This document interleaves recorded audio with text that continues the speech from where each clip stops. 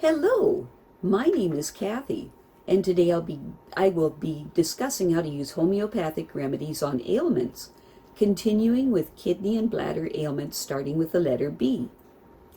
But before I do this, I wanted to let you know that because I have a great many videos now on many different topics, that I've decided to make several different video playlists so that it's easier to find the videos of greatest interest. So please check out my playlist page.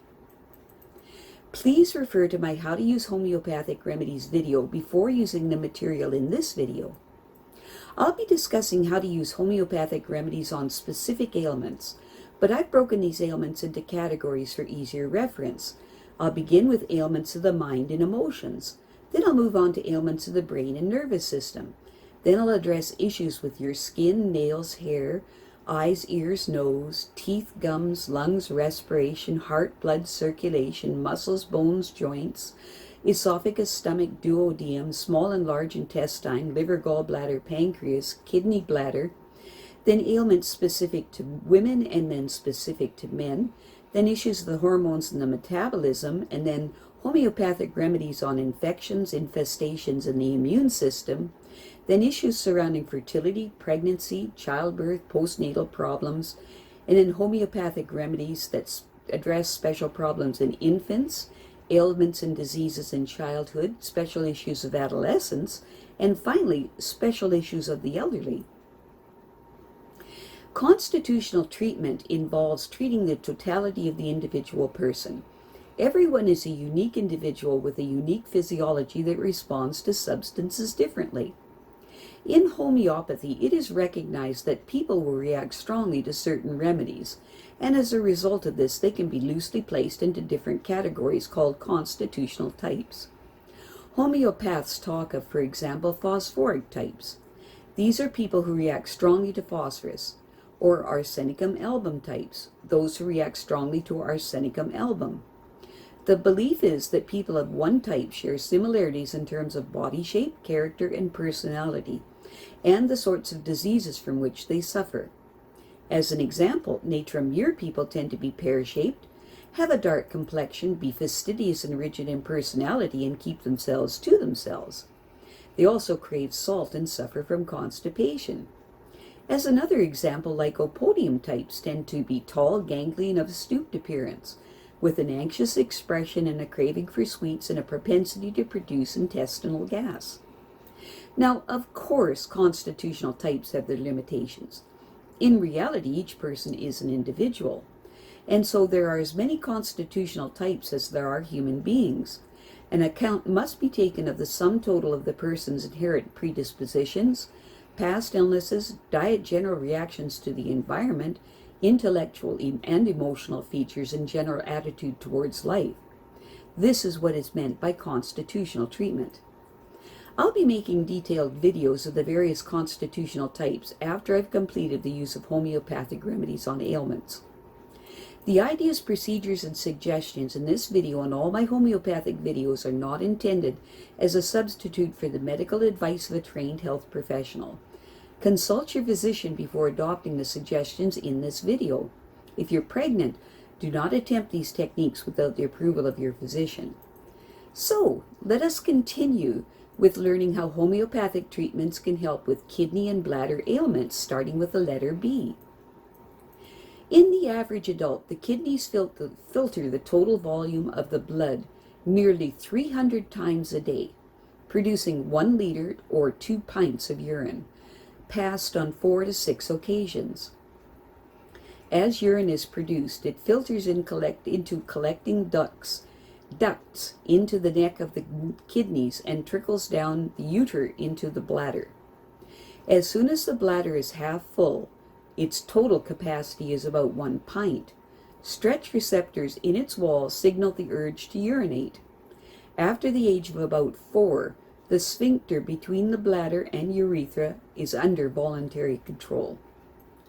The male urethra, which acts as a passageway for semen as well as urine, is nearly 4 times as long as the female. This, and the fact that its opening at the tip of the penis is well removed from the anus, explains why men are less susceptible to urinary infections than women. Unfortunately, The short female urethra provides bacteria with a relatively swift, invasive route to the bladder.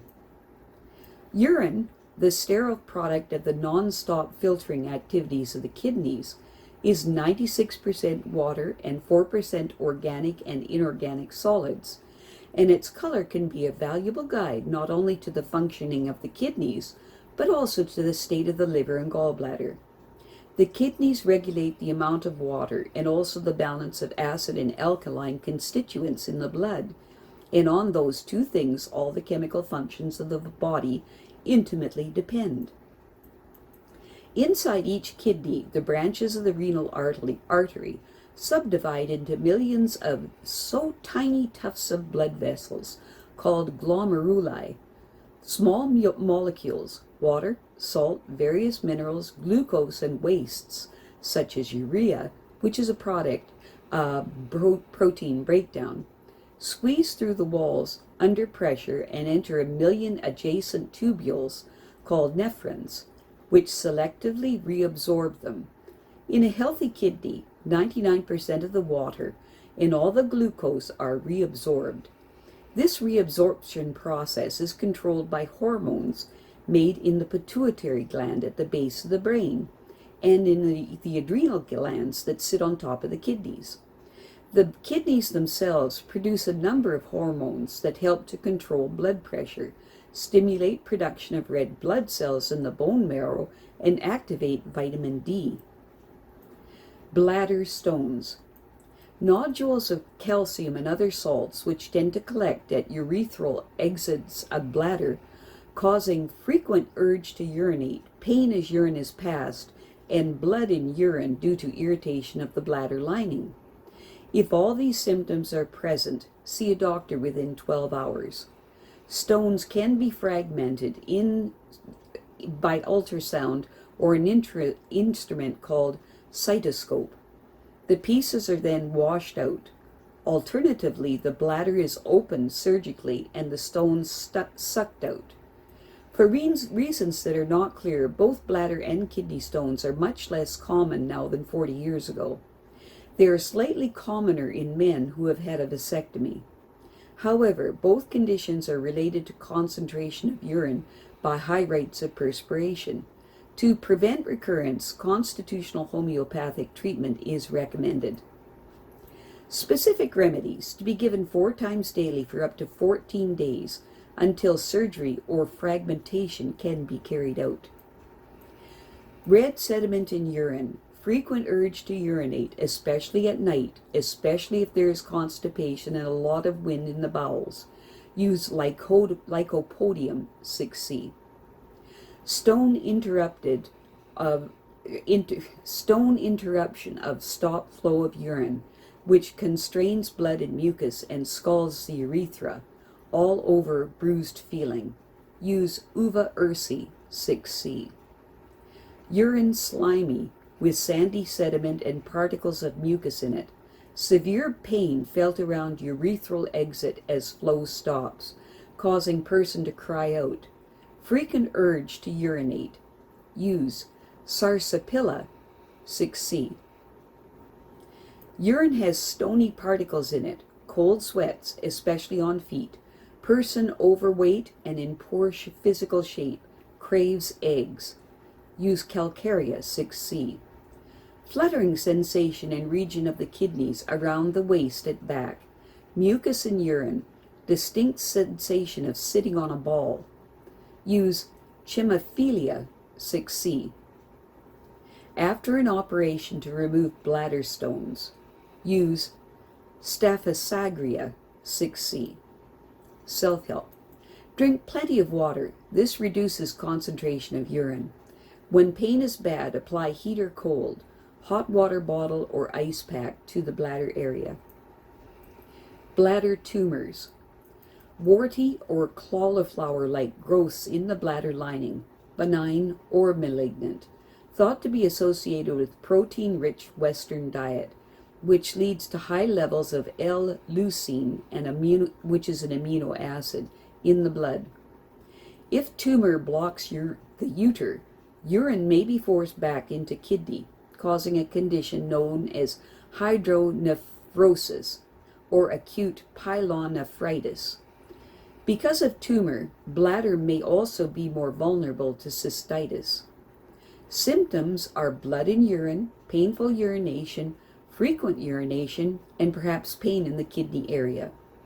In early stages, the tumor can usually be successfully destroyed. If a large area of bladder lining is affected, the whole bladder may have to be removed and an external bladder fitted in. Constitutional homeopathic treatment is compatible with surgery. Specific remedies. When symptoms are most painful and while waiting for surgery, use Thuja 30C every 12 hours for up to 3 days. Immediately after operation, use Staphysagria 6C 3 times daily for up to 5 days. I have a great many videos now on many different topics, so I've decided to make several different video playlists so that it's easier to find the videos of greatest interest. So please check out my playlist page.